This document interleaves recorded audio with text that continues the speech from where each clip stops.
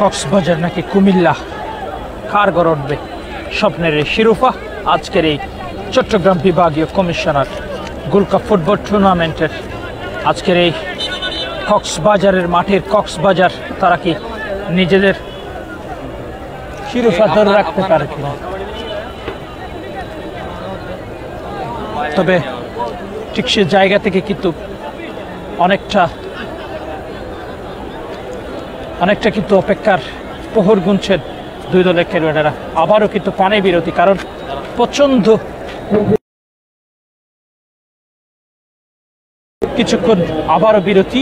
পানির বিরতির পরে যে সময়টুকু থাকবে সেটি কিন্তু আবারও